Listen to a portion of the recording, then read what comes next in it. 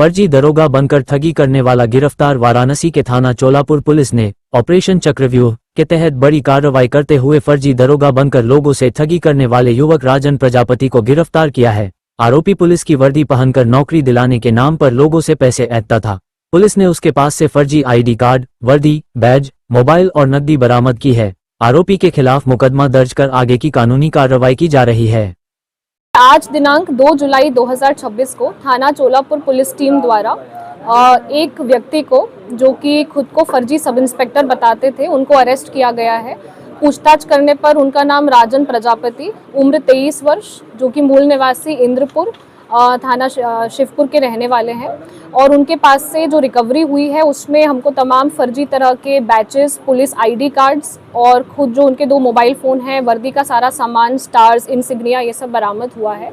पूछताछ के क्रम में फर्दर जो अभियुक्त है राजन प्रजापति, उसने बताया कि 8-10 लोगों के साथ में अब तक ये ठगी कर चुके हैं, जिसमें अलग अलग लोगों से कहीं नगर निगम में नौकरी दिलवाने के नाम पर, कहीं कचहरी में नौकरी दिलवाने के नाम पर और कहीं पुलिस विभाग में नौकरी दिलवाने के नाम पे ये ठगी कर चुके हैं।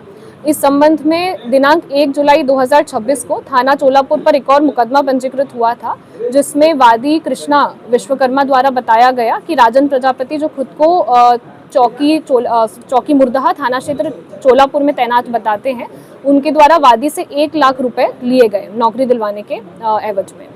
इसके बाद में जब राजन से पूछताछ की तो उन्होंने बताया कि दिसंबर 2025 से लगातार ये इस तरह की ठगी कर रहे हैं।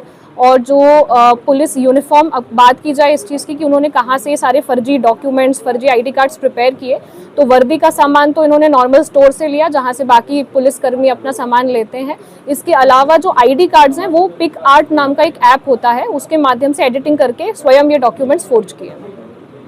क्या मैम, जो जिनको ये नौकरी दिलाने की झांसा दिए हैं, क्या इन्होंने FIR कहीं दर्ज कराई? देखिए, इसमें जितने भी लोग हैं, अभी तक किसी ने कहीं मुकदमा पंजीकृत कराया हो ऐसी जानकारी नहीं हुई है, लेकिन मुकदमा अपराध संख्या 267, जो कि 1 जुलाई को थाना चोलापुर पे ही लिखा गया था, वो इस संबंध में है, जिसमें वादी कृष्णा विश्वकर्मा के 1 लाख रुपए ठगे थे इन्होंने, यानी कि राजन प्रजापति ने। इनके साथ कोई और संलिप्त गया है?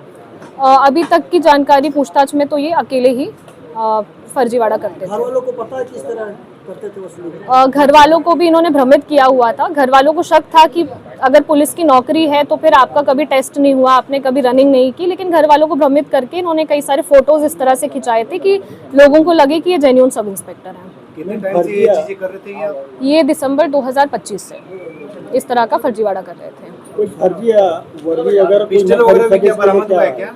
पिस्टल नहीं बरामद हुई है। जो फर्जी डॉक्यूमेंट्स हुए हैं तो ID कार्ड्स हैं, नियुक्ति प्रमाण पत्र है, इसी तरह से जो PNO बैचेस होते हैं वो है, जो फर्जी नेम प्लेट होती है वो हमको बरामद हुई है इस तरह के, और वर्दी के सामान बरामद हुए हैं।